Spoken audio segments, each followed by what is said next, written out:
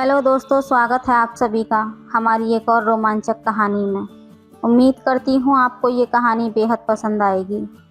हमारी आज की कहानी मेरी और मेरे पापा की सच्ची कहानी है। दोस्तों, मेरा नाम निशा है और हम लोग दिल्ली में रहते हैं।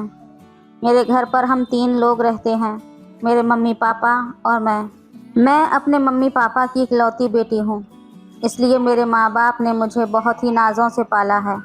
अभी मेरी उम्र सिर्फ 19 साल है और जब मैं 19 साल की थी तब मेरे पापा दिखने में बहुत अच्छे थे।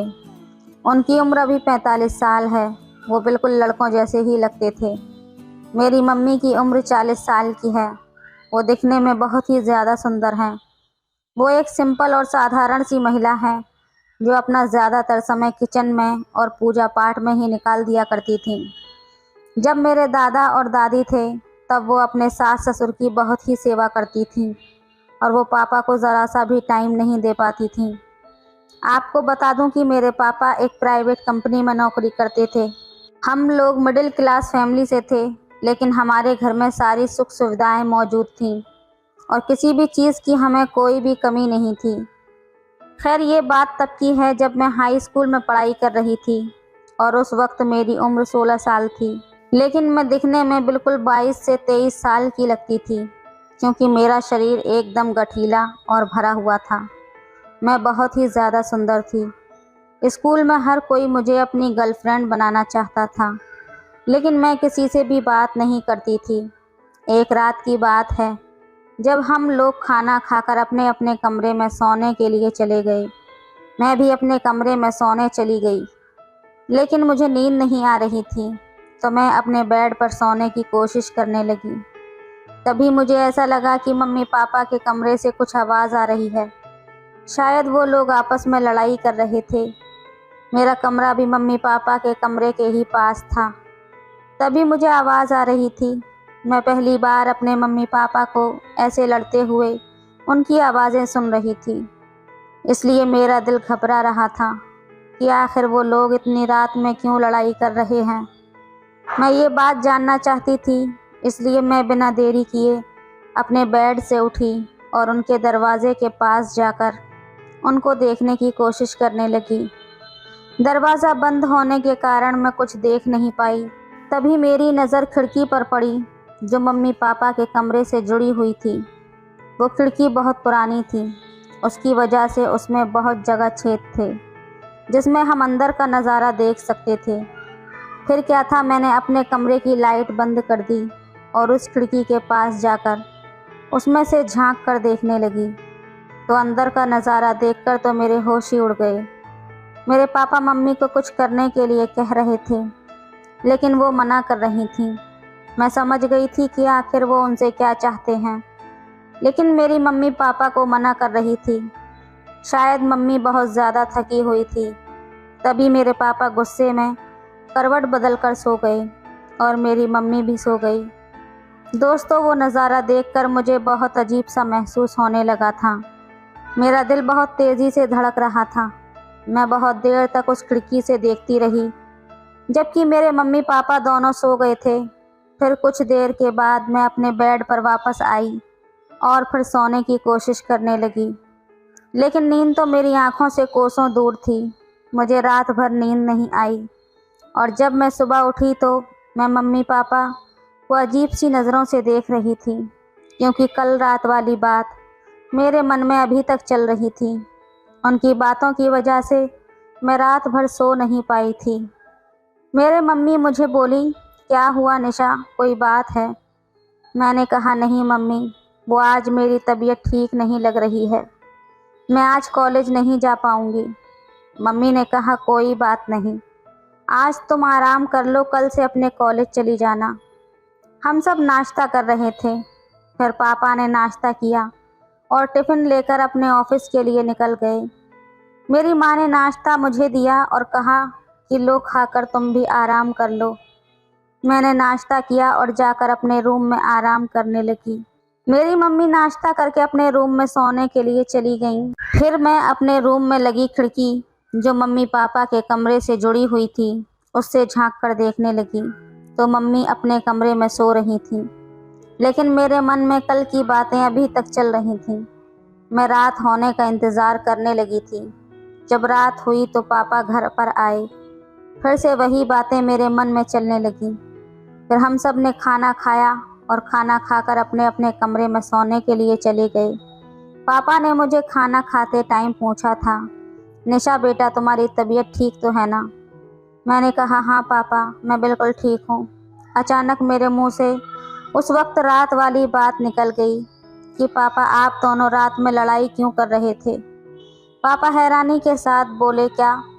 मम्मी पापा का चेहरा देखने लगी और पापा भी हैरान थे कि मुझे ये बात कैसे पता चली।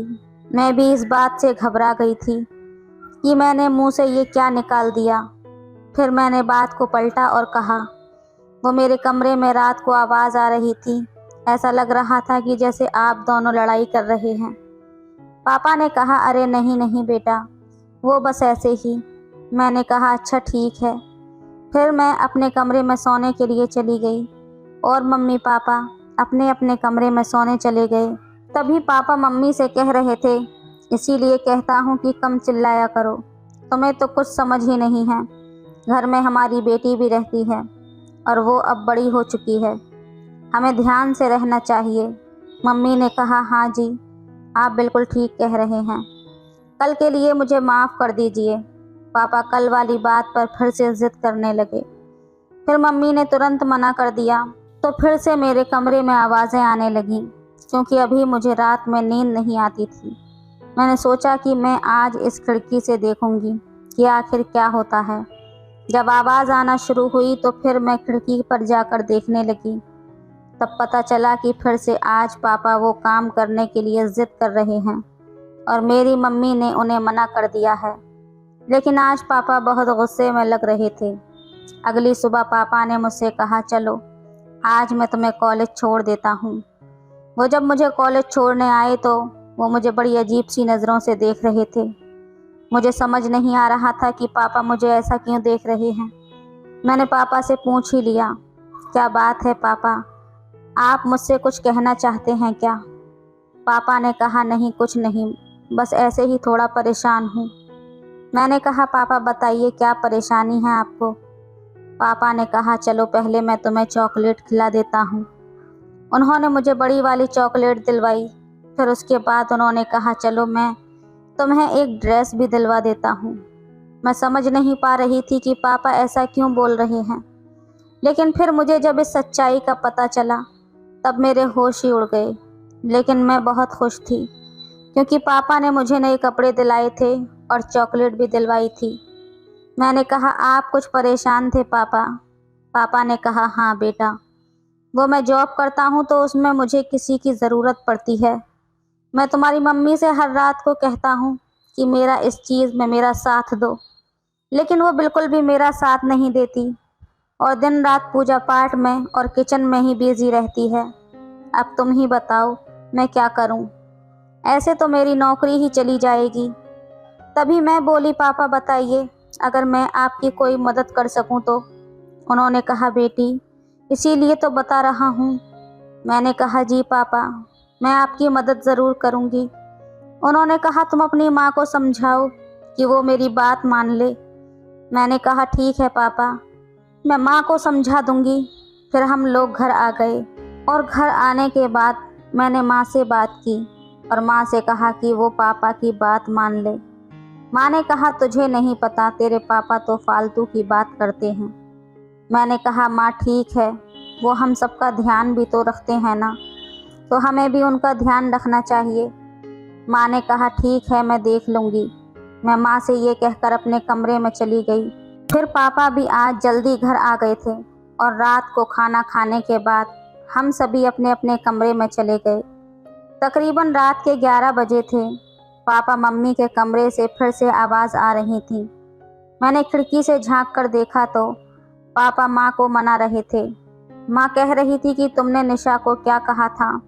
वो मुझसे कह रही थी कि मैं आपकी बात मान लूँ। माँ ये बात कह रही थी कि पापा ने उनको अपनी तरफ खींच लिया और उनके साथ प्यार करने लगे। मैं ये सब देखकर मदमस्त हो गई थी। माँ की आवाज़ अब और तेज़ आने लगी थी। ये सब देखकर मेरा हाल बुरा होता जा रहा था।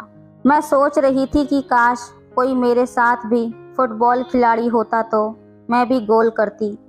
इस तरह पापा मम्मी का मैच 20 मिनट तक चला और उसके बाद दोनों में सुलह हो गई। पापा बहुत खुश थे।